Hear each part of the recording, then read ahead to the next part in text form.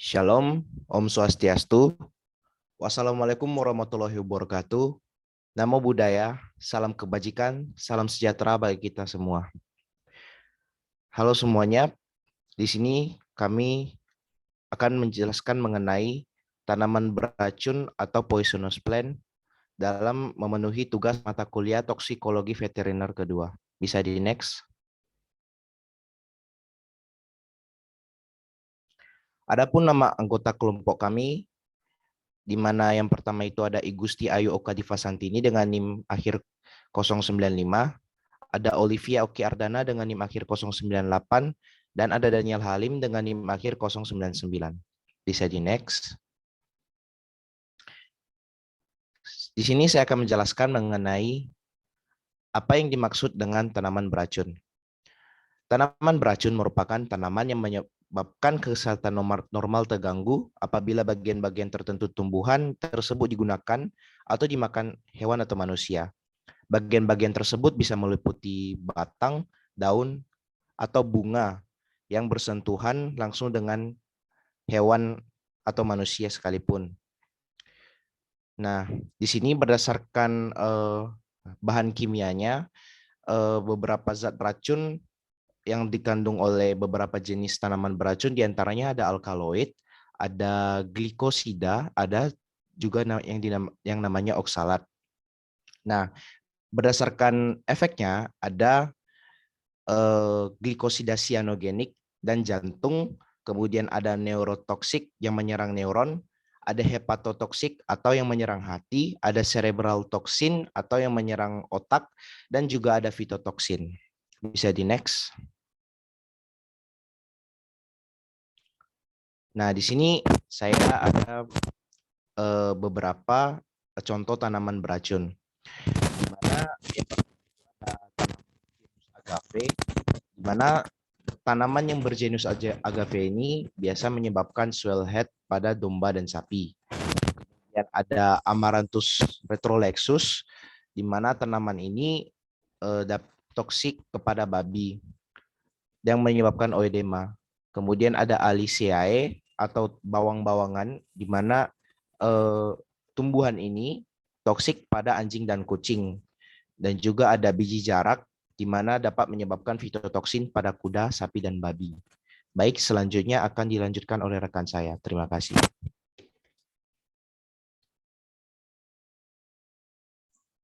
Baik, terima kasih. Bisa di next. Selanjutnya, saya akan menjelaskan mengenai fotosensitivitas dan juga pembagiannya. Jadi, fotosensitivitas sendiri terbagi menjadi dua, ada yang primer dan juga ada yang sekunder. Lalu yang sebelumnya saya akan menjelaskan terlebih dahulu mengenai apa itu fotosensitivitas. Nah, fotosensitivitas adalah reaksi tubuh yang terlalu berlebihan terhadap paparan sinar ultraviolet atau UV dari matahari dan sumber cahaya lainnya sehingga menjadi lebih sensitif. Fotosensitivitas diakibatkan oleh kehadiran substansi yang abnormal dalam sirkulasi darah tepi. Kebanyakan orang berisiko terkena sengatan matahari selama mereka terpapar sinar matahari. Lalu fotosensitivitas dibagi menjadi dua, yaitu yang pertama ada fotosensitivitas primer. Fotosensitivitas primer terjadi setelah konsumsi tanaman yang mengandung zat fotodinamik atau agen fotodinamik yang disuntikan atau diserap melalui kulit. Zat ini akan mencapai kulit setelah penyerapan dari saluran pencernaan. Kemudian, agen memasuki sirkulasi sistemik dalam bentuk aslinya, di mana ia menghasilkan kerusakan membran sel kulit setelah hewan terkena sinar ultraviolet. Contoh agen fotosensitivitas utama termasuk hyperisin dan fagopirin. Lalu yang kedua ada fotosensitivitas sekunder. Jadi fotosensitivitas sekunder atau tipe 3 sejauh ini merupakan jenis fotosensitivitas yang paling sering diamati pada ternak. Fotosensitivitas sekunder terjadi terkait dengan kerusakan hati. Hal ini diakibatkan oleh makan substansi yang menyebabkan disfungsi hepar dan atau obstruksi saluran empedu. Disfungsi hati dapat mengakibatkan akumulasi pilioretrin, produk pemecahan fotodinamik klorofil. Agen fotosensitivitas porfirin terakumulasi dalam plasma karena gangguan ekskresi hepatobiliar.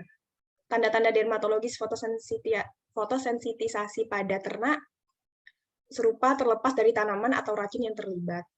Tingkat keparahan bervariasi tergantung pada jumlah toksin atau piloetrin reaktif 6 di kulit, tingkat paparan sinar matahari, dan jumlah fotoproteksi fisik normal seperti rambut, pigmentasi, atau tempat berteduh.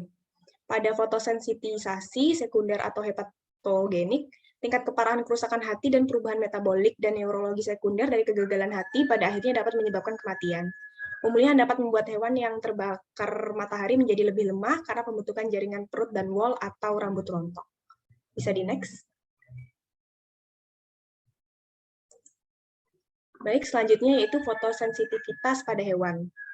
Yang pertama ada sapi.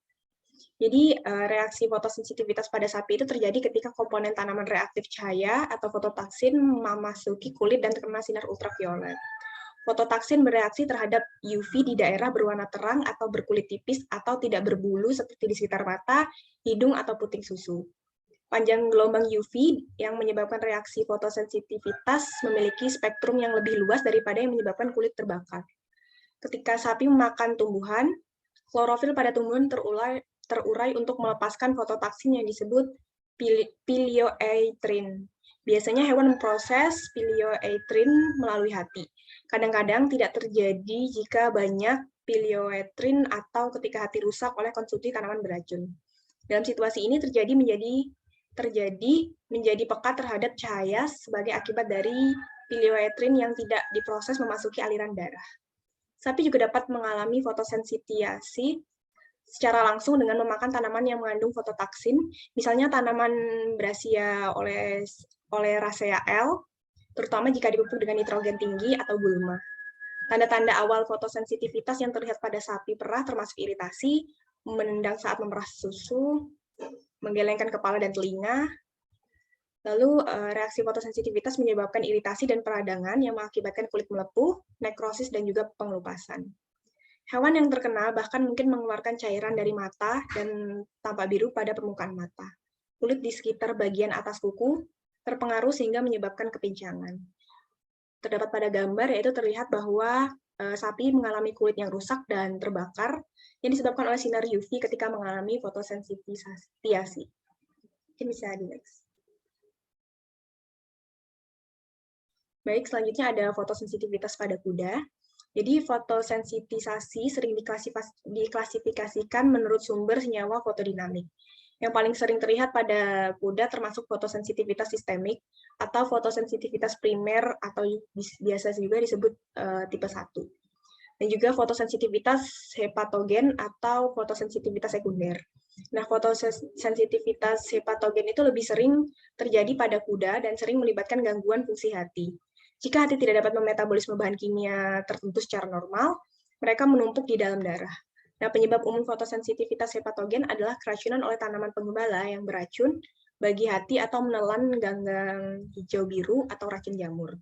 Nah, gejala yang mungkin terjadi pada kuda seperti lesi pada kulit, mata berair, lalu kulit memerah, kulit melepuh, kulit bernanah, kulit berkerak, nekrosis kulit, kolik ringan, dan penurunan berat badan.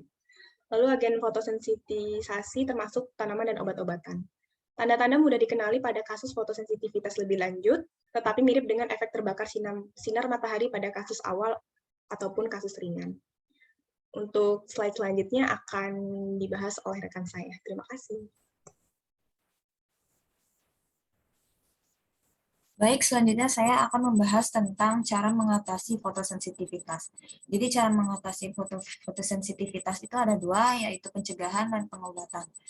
Untuk pencegahannya sendiri dapat dilakukan dengan mengeluarkan hewan atau ternak dari padang rumput, di mana biasanya masalah fotosensitivitas ini sering terjadi. Jadi untuk menghindari agen fotosensitivitas ini menyebar ke ternak yang lainnya. Kemudian tempatkan hewan atau ternak di dalam gudang yang gelap atau terhindar dari sinar matahari agar hewan ternak tersebut tidak terpapar sinar matahari secara langsung. Bisa next slide.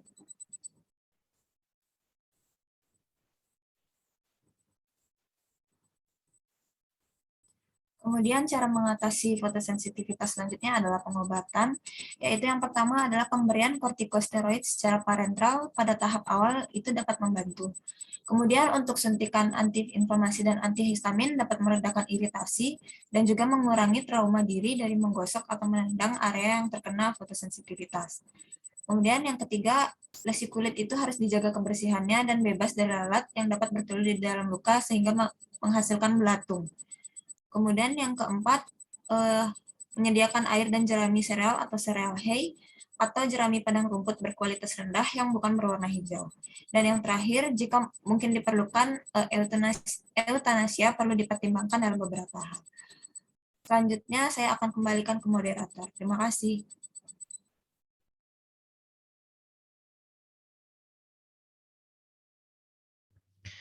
Baik, sekian penjelasan kelompok kami terkait dengan tanaman beracun atau poisonous plant. Jika ada kesalahan dalam bertutur kata, mohon dimaafkan. Sekian dari kami. Om Santi Santi Santi Om. Wassalamualaikum warahmatullahi wabarakatuh. Shalom, namo buddhaya, salam kebajikan, salam sejahtera bagi kita semua. Terima kasih.